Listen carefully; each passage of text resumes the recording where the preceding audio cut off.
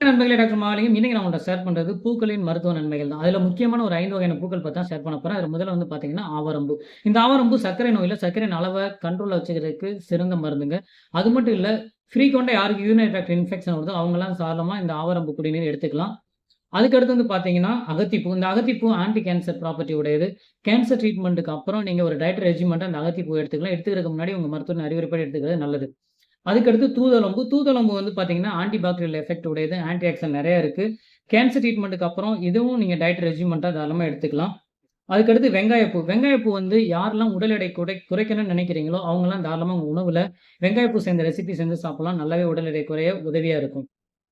அதுக்கடுத்து வாழைப்பூ. இந்த வாழைப்பூ வந்து பார்த்தீங்கன்னா, நிறைய ஆன்டி ஆக்ஸிடென்ட் இருக்கு. அது மட்டும் இல்ல, சர்க்கரையின் அளவ கண்ட்ரோல்ல வச்சுக்கிறதுக்கு, போன் ஹெல்த்த இம்ப்ரூவ் பண்றதுக்கு, கொலஸ்ட்ரால குறைக்கிறதுக்கு, நம்மளோட கட் ஹெல்த்த இம்ப்ரூவ் பண்றதுக்கு ரொம்ப உதவியா இருக்கும். நிறைய ஃபைபர் நிறைந்தது. தாராளமா நீங்க பயன்படுத்தலாம். ஸோ இந்த மாரி தகவல்கள் நம்ம சேனல ஃபாலோ பண்ணுங்க. பயன்படுத்தி பயன்பெறுங்கள். நன்றி நண்பர்களே!